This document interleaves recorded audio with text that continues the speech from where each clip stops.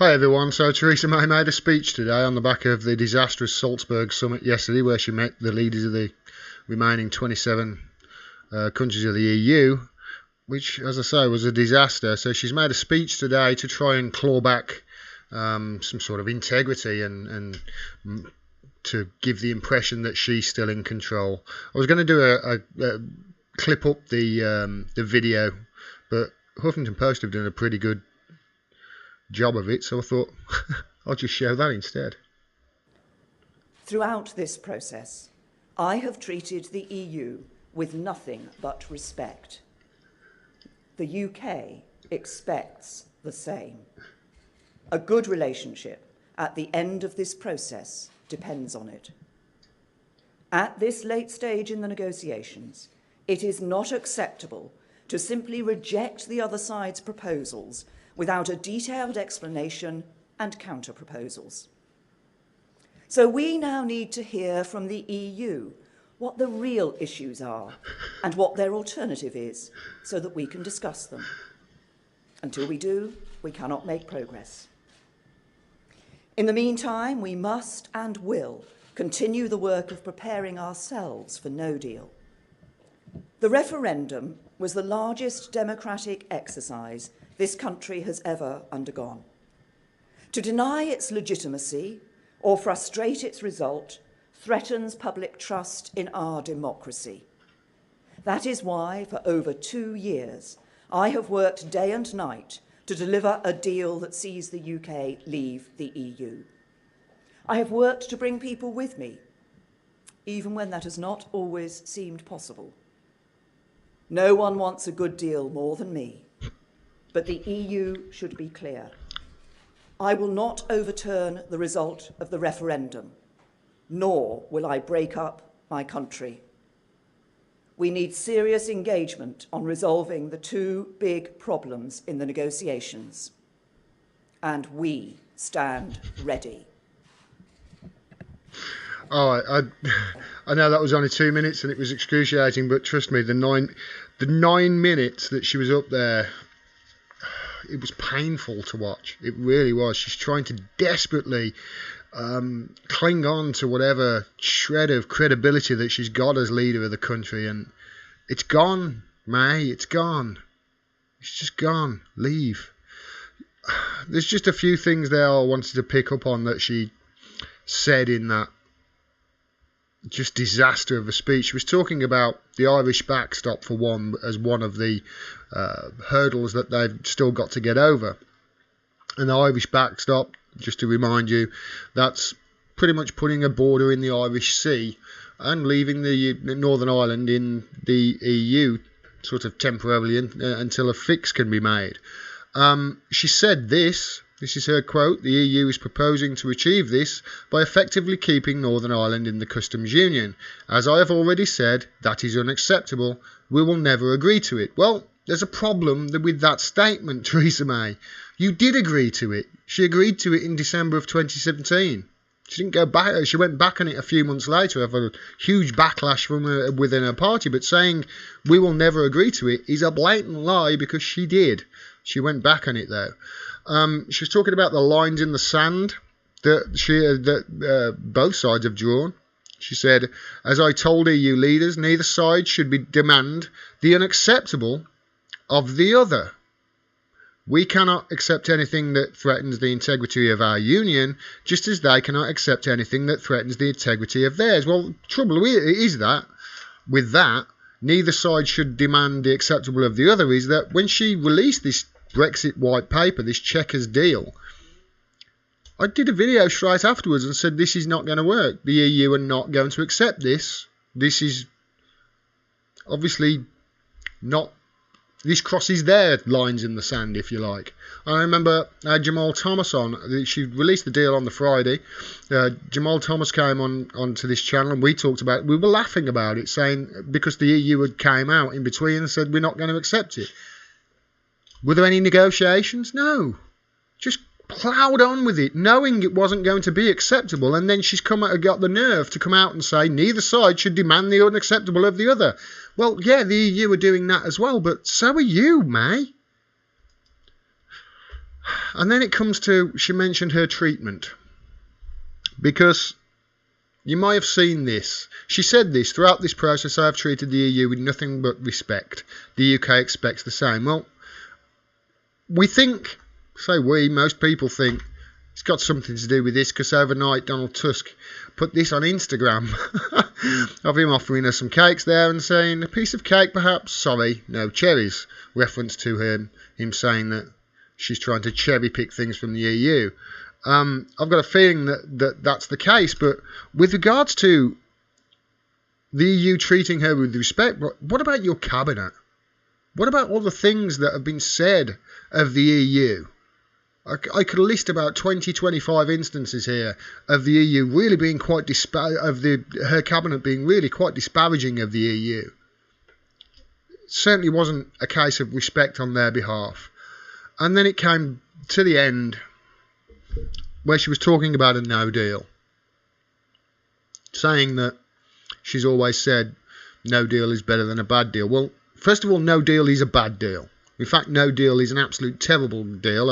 I believe I once likened it to saying, you'll accept what we want, otherwise we're going to shoot ourselves in the face, which is basically what a no deal is. It would be disastrous. And by the way, a no deal still doesn't solve the Northern Ireland border issue. That border issue is still there. It's not like that a no deal makes that go away. If anything, it makes it even more imperative that something's got to be sorted out. I honestly can't see any way of us having a successful Brexit without Northern Ireland and Republic of Ireland reunifying. Can't see any way. I'll keep looking into it. But she said this at the end there. No one wants a good deal more than me. Who does that sound like? Which leader do you think, if you had that and say, which leader of the world said this? No one wants a good deal but more than me. You'd think Donald Trump.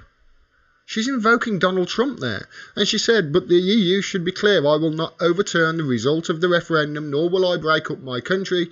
We need serious engagement on resolving of the two big problems in negotiations. We stand ready. You can see she's probably practice that over and over. Yes, Prime Minister. That's brilliant, Prime Minister. This is going to go down, Prime Minister, as a great speech in line with you turn if you want to. This lady is not for turning, Prime Minister. Yes, Prime Minister. It's just unreal. What planet these politicians think they're on. Somebody said yesterday, I never thought I'd feel sorry for Theresa May. And I don't. She's caught between a rock and a hard place and an anvil. No matter which way she turns, as I've said all along, whichever side of the fence she comes down on, she is going to lose support, and there's going to be another leadership and probably another election as a result. And this is why they're kicking the can as far down the road, and why she's digging her heels in right now. If she makes a decision, a practical decision, such as forming some sort of customs union and accepting, okay, there are certain things that we have to accept to get that. Until she does that, Brexit's going to be a disaster, a total disaster. There is nothing that she can do that will appease all the people in her own party. There's nothing that she can do. See, this is the thing. This is the impression I get, and I know that it's going to be an impression a lot of you get here. And I know I might be babbling a bit here, but please forgive me. She's not doing anything here in the best interest of the country. She says she is, but she's not. Because if she was doing things in the best interest of the country, she would really be trying to get a deal. She would accept, okay, to remain in a customs union, which is the most important thing. It really is the most important thing, because without that remaining in some sort of a customs union with the EU, times are going to be tough. We are going to immediately, most economics experts think, we're immediately going to be hitting a depression of the likes of 2008 again. And whose fault's it going to be this time? Think about it. Whose fault's it going to be? It's going to be the Tories' fault. It's going to be David Cameron's. And this is why it's totally unfair of her to try and project anything on Jeremy Corbyn with regards to this. He didn't call for this referendum. David Cameron did. David Cameron was the one who put it on the ballot. And why did he do it? Because people from his party had left to go to UKIP. And he wanted to bring those back in to cling to power. And now, same again, Theresa May is kicking the can as far down the road as possible because she knows as soon as she makes a decision, she loses power. And that's what it all comes down to. It's nothing to do with the Tories or David Cameron or Theresa May doing what's best for this country. It's everything to do with doing what's best for themselves, best for the Tory party, and best for their rich donors. That's what it comes down to. And that brings me to the last point.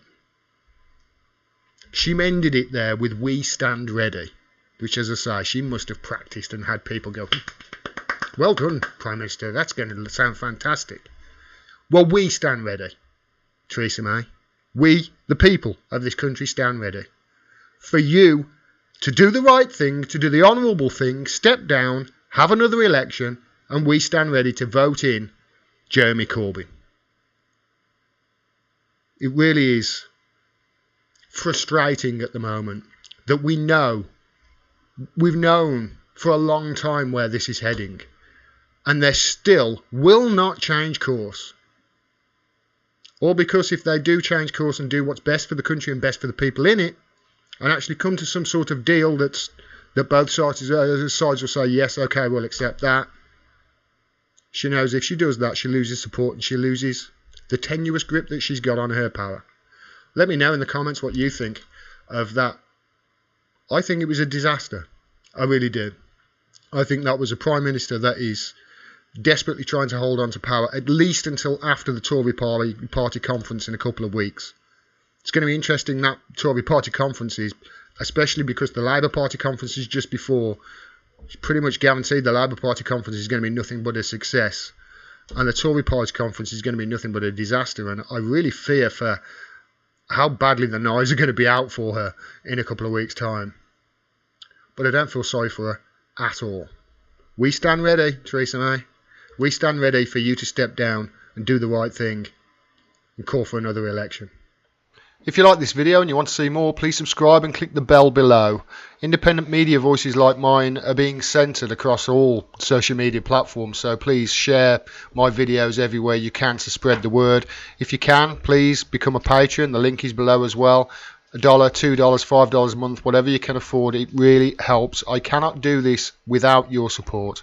Thanks very much for your support. Until next time, peace and take care.